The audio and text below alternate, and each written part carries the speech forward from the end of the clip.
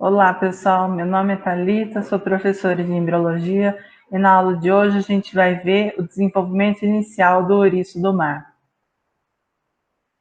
Então, o ouriço do mar, ele faz parte dos equinodermas, filoequinoderma, e ele é um animal como todos os outros equinodermas que vivem no mar.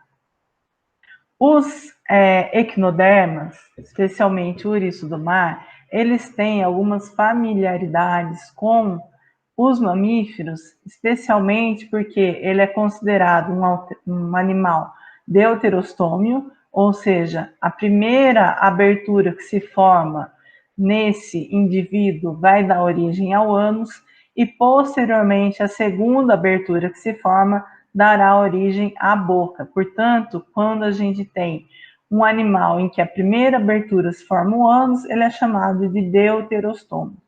Por outro lado, quando a gente tem animais que a primeira cavidade que se forma dará origem à boca, esse animal vai ser chamado de protostômio. Além disso, o ouriço do mar, ele vai ter um processo de clivagem, como a gente viu nas aulas anteriores, bastante semelhante à clivagem do ser humano. Uma das vantagens de se trabalhar com os ovos de ouriço no mar na embriologia é que esses animais apresentam ovos grandes, esses ovos são transparentes porque tem pouco vitelo, o seu desenvolvimento é relativamente rápido e, como a gente já falou, ele é próximo dos vertebrados, incluindo os mamíferos. Por quê? Porque ele é um animal deuterostômio. Então, para a gente obter os gametas desse animal, a gente coleta os indivíduos, ele não tem dimorfismo morfológico sexual externo, então não dá para dizer qual é o indivíduo feminino ou o indivíduo masculino. Portanto, a gente faz uma aplicação de uma injeção de KCl, que é um cloreto de potássio, nessa região aqui, ó. E aí, uma vez essa substância fazendo efeito, vai fazer com que os animais acabem eliminando os seus gametas. Então, a gente vê os ovócitos sendo eliminados na água e esses fiozinhos esbranquiçados, que são os espermatozoides. Feito isso, né, a gente deixa os animais sobre um becker com água para coletar esses gametas. A gente mistura essa água e, portanto, faz uma fertilização desses ovos. Feito isso, então, o processo de retirada dos gametas e fertilização na própria água do mar, a gente vai conseguir observar numa lupa ou no microscópio esses pontinhos aqui, ó, que são os ovos recém-fecundados. Se a gente aumentar a resolução dessas células, a gente consegue ver os ovos, ovo ou zigoto do ouriço do mar, começando o seu processo de clivagem. Então, essa célula, o ovo zigoto, vai se dividir por mitose e formar 2 células, 4 células, 8 células, e assim por diante, até a gente ter a formação de um novo indivíduo. Bem, então, como a gente falou, o ciclo de vida do ouriço do mar, ele é relativamente rápido, o seu desenvolvimento embrionário é bastante rápido, leva em torno de 2 dias para chegar no estágio de gástrula e, posteriormente, em torno de 5 dias, esse indivíduo já se transforma numa larvinha. Essa larva é livre natante e ela vai adquirir, através do processo de metamorfose, as características encontradas no adulto, que, por sua vez, quando esses adultos atingem em torno de 50 dias, eles já estão aptos para se reproduzirem novamente e iniciar um novo ciclo. Então, aqui a gente tem uma etapa de blástula desse indivíduo, uma gástrula que se transformando numa larvinha, essa larva do ouriço do mar se chama larva plúteus, e posteriormente aqui um jovem indivíduo. Aqui a gente pode observar a morfologia interna desse ouriço do mar. certo? Ele tem um endoesqueleto, aqui a gente consegue ver a região da boca, essa boca vai apresentar uma estrutura com 5 dentes chamada de lanterna de Aristóteles, e através então dessa estrutura, esse animal raspa o substrato, as rochas e vai se alimentando. Através aqui, então, conectado à boca, a gente tem o trato digestivo e, posteriormente, aqui uma abertura, que é a abertura anal.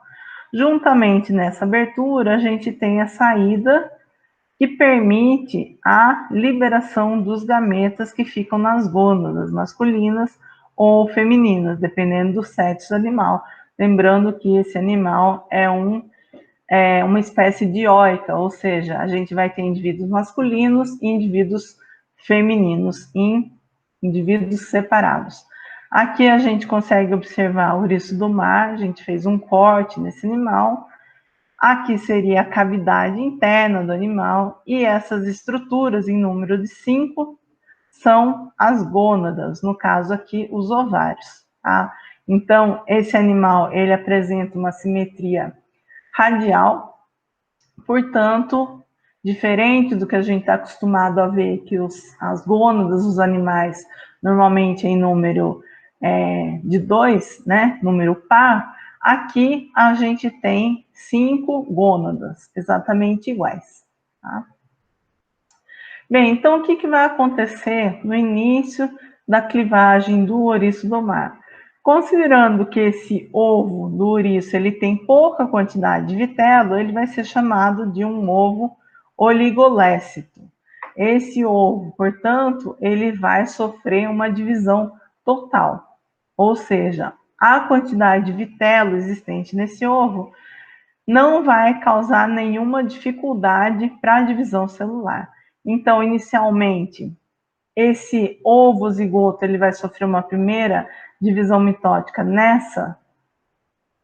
nesse sentido aqui, dividindo o ovo zigoto em 2 blastômeros. Posteriormente, novamente, vai ocorrer uma divisão paralela a esse eixo inicial, formando então 4 células. E, posteriormente, a terceira divisão vai ocorrer perpendicularmente ao eixo do animal, fazendo com que agora essas células aqui formem outras 2. E aí a gente tem o número de 8 células, certo? Então aqui está o sentido da clivagem, primeira clivagem, segunda clivagem e a terceira clivagem ocorrendo de forma perpendicular às clivagens anteriores. Bom, o ouriço do mar, embora ele tenha pouco vitelo, a gente vai ter esse vitelo depositado mais na região debaixo do ovo, que a gente chama de polo vegetativo, enquanto que o polo oposto é o polo animal. Então, quando essas células se dividem, o que ocorre é que cada célula filha vai apresentar uma mesma característica celular. Entretanto, na terceira divisão mitótica, as células aqui de cima, elas começam a sofrer uma certa diferenciação em relação às células aqui de baixo do polo vegetativo. De modo que elas começam, como aqui é livre de vitelo, há uma pequena aumento na velocidade aqui em relação à divisão mitótica das células aqui de baixo, certo? Então, essas células começam a ficar um pouquinho menores em comparação com as células do polo vegetativo. Isso é interessante porque já no início desse processo de clivagem, cada célula aqui, né, que está formando uma mórula e posteriormente uma blástula, a gente já vai ter um destino pré-determinado para essas células. Elas já sabem a que elas têm que se diferenciar futuramente. Tá? Então, o que vai acontecer? A gente tem regiões específicas que vão originar determinadas estruturas nesse embrião que está se formando. Então, por exemplo, se a gente pega essa região aqui do polo animal, a gente percebe em azul mais clarinho que vai formar essa região aqui, ó, de revestimento do animal. Enquanto que essas células desse outro lado vão formar essa outra região. E assim por diante. Essas células em vermelho aqui são as células que vão originar, por exemplo, uma estrutura que a gente vai ver chamada de mesênquima primário, que vai ficar preenchendo as estruturas ali de dentro da cavidade desse animal. E as em amarelo aqui, ó, é a região da endoderme, que por sua vez vai revestir o trato digestivo desse animal. Então, as células, elas já têm um destino para a sua diferenciação lá desde o comecinho. Com isso, o que acontece? Se a gente pegar um estágio de 4 células, essas células têm os mesmos componentes dentro do seu citoplasma, os mesmos fatores de transcrição e determinantes morfogenéticos, de modo que, se eu separar essas 4 células, cada uma delas vai originar exatamente um indivíduo, sendo que esses indivíduos vão ser iguais.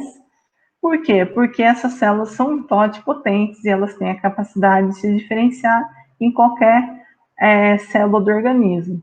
Por quê? Porque elas contêm todos os elementos necessários para a diferenciação de um organismo completo. Entretanto, se a gente pegar em uma fase mais adiantada, na qual eu já tenho uma certa diferenciação entre essas células, se a gente pegar células do polo animal, a gente vai originar uma determinada estrutura que se familiariza um pouco com o animal. Entretanto, se a gente pegar células do polo vegetal, a gente vai ter formação de um indivíduo que não lembra nem um pouco essa morfologia animal. E, de qualquer forma, ambos os indivíduos que se formaram aqui, eles são inviáveis, ou seja, eles vão morrer ao longo do processo de diferenciação, porque faltou elemento ali para completar a sua diferenciação completa. Bem, então, durante o processo de clivagem, a gente vai ter formação dos blastômeros, até que em um determinado momento a gente vai ter um estágio de blástula. Essa blástula, ela vai ser uma estrutura esférica, formada por um epitélio polarizado, e vai apresentar em torno de 128 blastômeros. E no interior dessa blástula, o que vai acontecer?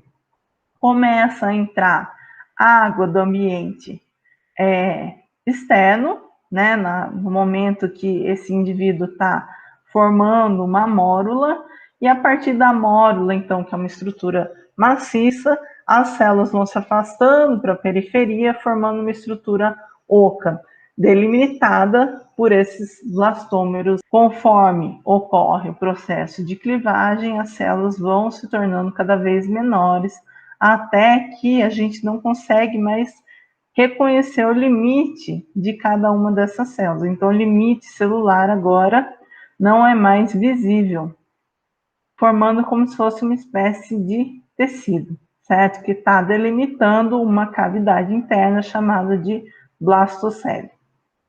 Essa estrutura que a gente vê ao redor dos blastômeros é a zona pelúcida e ela vai permanecer por algum tempo ao redor desse indivíduo que está sofrendo o processo de clivagem.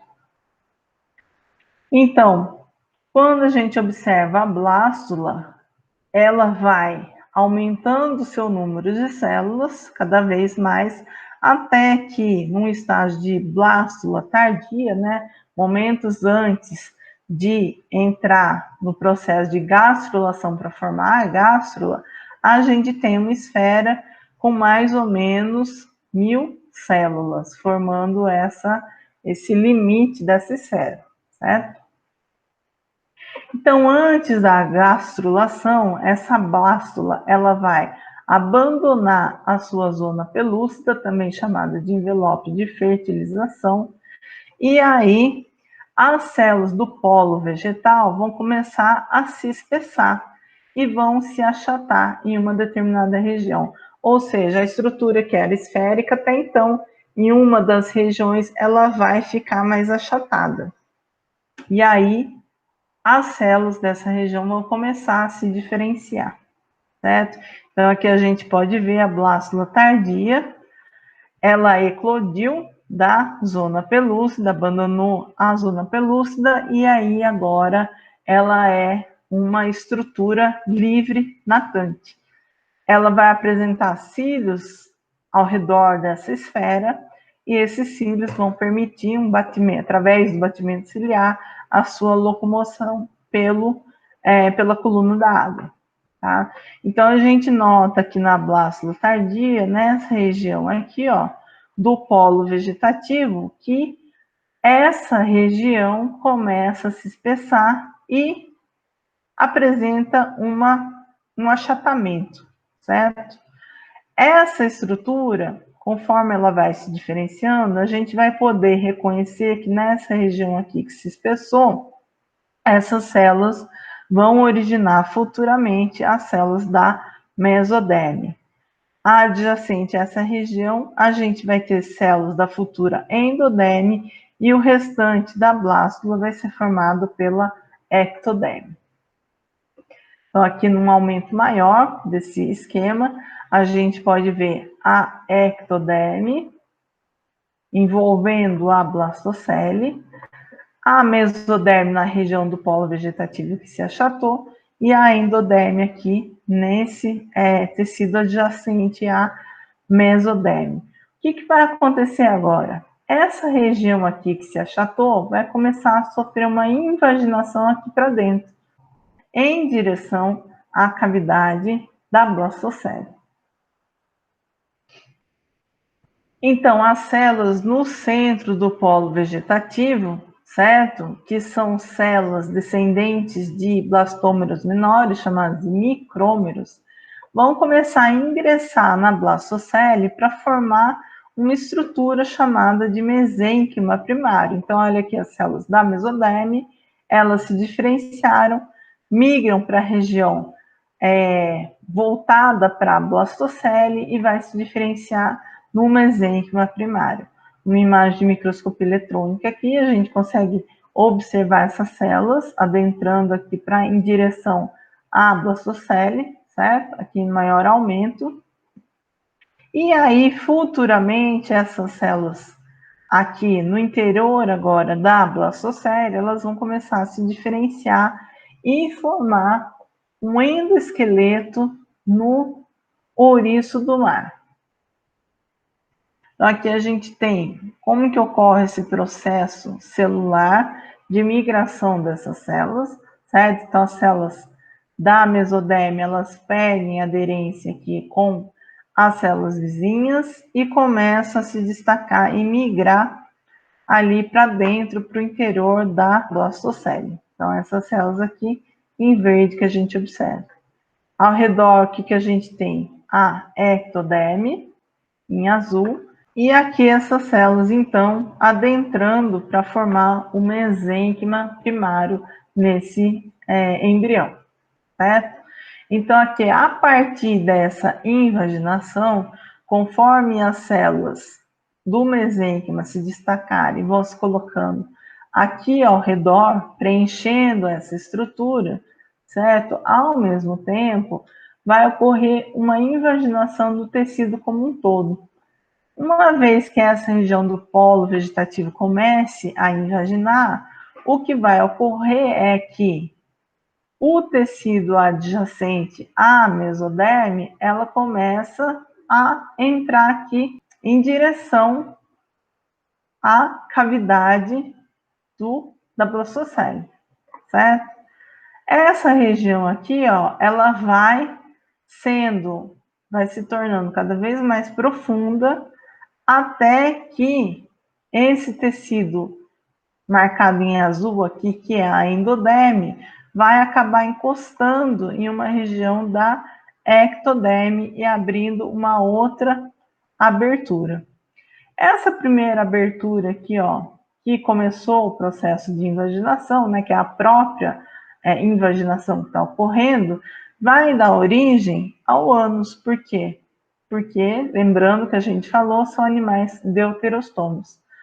Portanto, se a primeira abertura desse tubo que está se formando é o ânus, a segunda abertura que se forma vai ser a boca. E o que aconteceu com essa região aqui, ó, de mesoderme? Ela vai começar a se ligar através de filipódios na ectoderme para auxiliar nesse processo de invaginação, que vai se tornando cada vez mais profunda, e vai direcionando essa invaginação até encontrar em uma das regiões da ectoderme, até abrir essa segunda abertura. Tá? Essas células da mesoderme, elas começam a se destacar, certo? E elas vão formar agora uma estrutura chamada de mesênquima secundário. Portanto, agora a gente tem aqui, ó, uma estrutura que sofreu um processo de invaginação nessa região. Essa invaginação encontrou até uma outra região lá no polo animal, encostando a ectoderme, certo? Esse processo de invaginação se dá através de filipódios, que a gente pode ver aqui. E quando isso é concluído, o que a gente tem? A gente tem uma ectoderme revestindo o animal por fora, uma endoderme revestindo o trato digestivo do animal e uma mesoderme preenchendo internamente a região entre a endoderme e a ectoderme. Portanto, os três folhetos estão totalmente diferenciados agora nesse animal. E aí, essa gástrula livre natante, ela vai se transformar agora numa larvinha, conhecida como uma larva lúteus. Então, aqui a gente pode ver o processo de formação dessa invaginação, certo? Como a gente falou, essa abertura que se forma, que vai dar origem à boca, né, que é resultado do processo de invaginação, vai se chamar blastóporo, tá? Esse blastóporo, então, ele vai originar o quê? O ânus nesse animal, tá? E como resultado da invaginação aqui, ó, né, essa invaginação vai se tornando cada vez mais profunda, forma uma estrutura, ó, dentro lá da blastocele, que vai dar origem ao intestino primitivo, certo? E essa estrutura inicial que se forma nessa invaginação é chamada de arquêntero. O que é o arquêntero? É o intestino desse animal que está se formando, certo? Então, aqui a gente pode ver ó, a migração das células do mesênquima, certo? Os filipódios, a invaginação ocorrendo. A gente tem aqui uma foto de microscópio eletrônico de varredura mostrando então essa invaginação. Então, como se eu pegasse uma bola de futebol, né, vazia, e apertasse essa bola, certo? Fizesse uma invaginação ali, tá? Então, essa invaginação que se forma vai dar origem ao quê? Ao blastóporo, que é essa abertura, e a invaginação lá por dentro, que a gente pode ver aqui, ó, vai dar origem a uma estrutura chamada de arquêntero, que é o intestino desse animal, certo? Bem, então, as células aqui começam a se mover, né, por invaginação, formando o arquêntero. Esse arquêntero vai se tornando cada vez mais profundo dentro da blastocele. Um mesênquima secundário auxilia nesse processo de invaginação, certo? Essa estrutura aqui, ó, que está invaginando, vai se diferenciar na endoderme, e as células que migraram por primeiro para dentro da cavidade da blastocele vão se transformar num mesênquima primário ou mesênquima secundário. De modo que agora eu tenho uma abertura aqui, que é o blastóporo, que vai originar o ânus, e o arquêntero, que vai dar origem ao intestino, certo? Então aqui a gente tem o processo de formação da blástula, comecinho da invaginação, a formação do blastóporo, início do processo de formação do arquêntero, aqui o arquêntero um pouquinho maior, e aqui um pouco maior novamente. Aqui a gente tem uma animação dos processos de clivagem.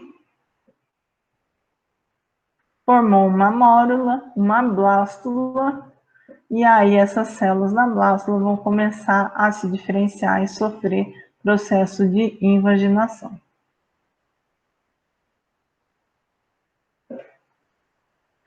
Bem, então, com esse processo de clivagem originando os blastômeros e posteriormente esses blastômeros sofrendo o processo de diferenciação celular e migração celular, a gente tem formação de uma gástrula que se torna livre natante e através de modificações morfológicas, essa gástrula agora vai originar uma larva chamada de larva púteus. Olha o que a gente vai ter. A ectoderme fazendo o revestimento desse animal, a endoderme dando origem ao trato digestivo, intestino do animal, e a mesoderme formando essas estruturas aqui, ó, que vão compor as espículas do animal adulto. Aqui novamente a gente pode ver então a larva formada, né, e os tecidos que formaram a partir da endoderme, mesoderme e ectoderme, e aqui uma foto de microscopia de fluorescência mostrando essas três regiões. Em verde aqui a gente tem a ectoderme, em vermelho a endoderme e em azul a mesoderme, certo? Então a gente tem a região da boca, região do intestino, abertura do intestino e as espículas se formando. A partir disso, então, essa larvinha que se formou, ela vai se diferenciando cada vez mais, vai passar por um processo de metamorfose e vai adquirir as características morfológicas encontradas num jovem indivíduo, certo? E posteriormente, em torno de 50 dias, dependendo da espécie, esse ouriço do mar ele está apto a se reproduzir e começar um novo ciclo. Então, aqui a gente vê novamente a blástula, a gástrula, se transformando numa larvinha, um jovem indivíduo de ouriço do mar, com as espículas recém-formadas. Aqui uma etapa mais avançada e, posteriormente, esse indivíduo vai se tornar adulto. Tá? Uma vez que ele se torne adulto, agora ele é capaz de produzir seus gametas e, através do processo de fecundação, a gente vai ter novamente formação de zigoto, mórula, gástrula, larvinha e, posteriormente, jovens indivíduos que vão se tornar adultos novamente. E assim a gente fecha o ciclo de vida do ouriço do mar. Obrigada e até a próxima.